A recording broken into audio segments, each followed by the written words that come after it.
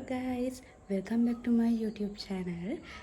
ඉතින් මම අද ඔයාලට කියලා දෙන්නේ මගේ hair care routine එකේ එක part එකක් තමයි මම අද ඔයාලට කියලා දෙන්න හදන්නේ. මම පේරකොළ වලින් මගේ කොණ්ඩෙට සත්කාරයක් කරනවා. ඉතින් ඒක මම අද ඔයාලත් එක්ක බෙදා ගන්න තමයි හදන්නේ. ඉස්සෙල්ලාම අපි බලමු කොහොමද මේක හදාගන්නේ කියලා. ඒක බලලා ඉවර වෙලා මම මගේ hair එකට ඒක පාවිච්චි කරන විදිහ ඔයාලත් එක්ක බෙදා ගන්නම්. එහෙනම් ඒක බලලා එමු. අද මම ඔයාලට කියලා දෙන්නේ පේරකොළ වලින් කොහොමද අපේ කොණ්ඩෙට කරන සත්කාරයක්.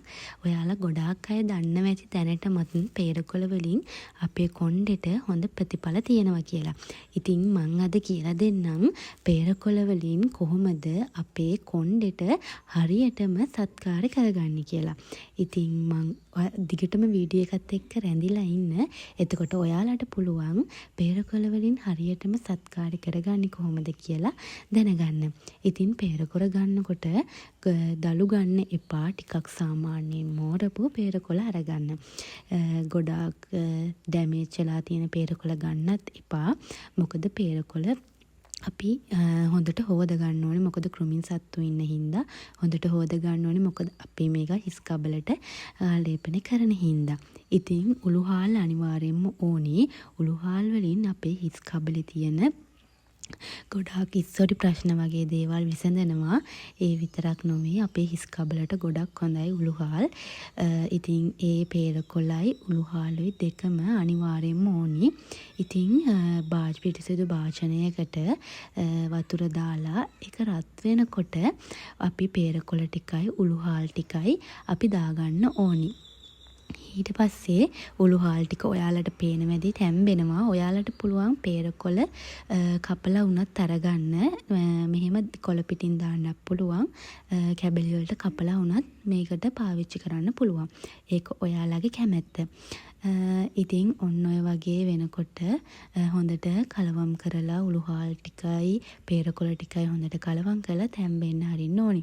පේරකොළ වල ටික වෙලාවක් තැම්බෙනකොට පාට වෙනස් වෙනවා. එතකම්ම අපි පේරකොළ ටික තම්බ ගන්න ඕනි. වීඩියෝ එක ඉස්සරහට බලන්නකෝ මම පේරකොළ ටික මොන පාටක් වෙනකම්ම තම්බ ගන්නවද කියලා. මේ තියෙන්නේ මෙන්න මේ පාට වෙනකම්ම අපි අනිවාර්යයෙන්ම පේරකොළ ටික තම්බ ගන්න ඕනි. තම්බ ගත්තට පස්සේ අපි ඒ වතුර ටික පෙරා ගන්න ඕනි. ඔයාලට කැමති නම් උළුහාල් දාලා වුණත් කමන්නේ පෙරා ගන්න. මම උළුහාල් ටික අයින් කරලා පෙරාගෙන නිවුණට පස්සේ තමයි මේ ස්ප්‍රේ බොටල් එකට දාගත්තේ. නිමුණට පස්සේ අනිවාර්යයෙන්ම මේ ස්ප්‍රේ බොටල් එකට දාගෙන ඔයාලගේ කොණ්ඩෙට හොඳට ස්ප්‍රේ කරන්න ඕනි. ඉතින් දැන් මගේ කොණ්ඩෙට මම මේක ස්ප්‍රේ කරගන්න තමයි හදන්නේ. ඔයාලා කොණ්ඩේ දෙකට බෙදාගෙන හොඳට ස්ප්‍රේ කරගන්න. මේ මං කරන්නේ ඒ විදිහට ස්ප්‍රේ කරගන්න. අපේ කොණ්ඩෙට වැඩිය අපේ හිස් කබලට තමයි මේක වැදෙන්න ඕනි. මොකද අපිට අලුත් hair එකක් එන්නේ මේ හිස් කබලට මේ සීරම් එක වගේ එක වැදුනට පස්සේ. මේකෙන් එන්නේ අපේට අලුත් නැවුම් කොණ්ඩයක් හිසකෙස් ලබා දෙන එක තමයි. ගොඩාක් ඒ දේවල් වලට තමයි මේක ප්‍රයෝජනවත් වෙන්නේ. මම මේක දැන් ටික කාලයක් කරපු නිසා තමයි ඔයාලට මට මේකේ ප්‍රතිඵලයක් තියෙන නිසා තමයි මම ඔයාලත් එක්ක මේක බෙදාගත්තේ. මෙන්න මේ විදිහට ඔයාලගේ කොණ්ඩෙටත් හිස් කබලට ස්ප්‍රේ කරගත්තට පස්සේ ඔයාලගේ කොණ්ඩෙට උනත් මේක ස්ප්‍රේ කරාට කිසිම ප්‍රශ්නයක් නැහැ. මේ මම පෙන්නන විදිහට ස්ප්‍රේ කරන්න. මේ ඔයාලා දකින්නේ මම ස්ප්‍රේ කරපු එක විනාඩි 20ක කාලයක් තුල තියලා මගේ කොණ්ඩේ වොෂ් කරාට පස්සේ මෙන්න මේ විදිහට තමයි තියෙන්නේ. මම ඔයාලට මගේ කොණ්ඩේ වේලුණාට පස්සේ තියෙන විදිහත් පෙන්නන්න. ඉතින් මේ දැන් ඔයාලා දකින්නේ මගේ කොණ්ඩේ හොඳටම වේලුණාට පස්සේ තියෙන විදිහ.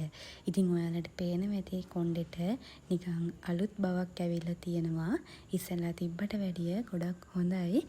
මේකෙන් වෙන්නේ කොණ්ඩේ ලස්සන වෙන එක නෙමෙයි කොණ්ඩේ වැවෙන එක.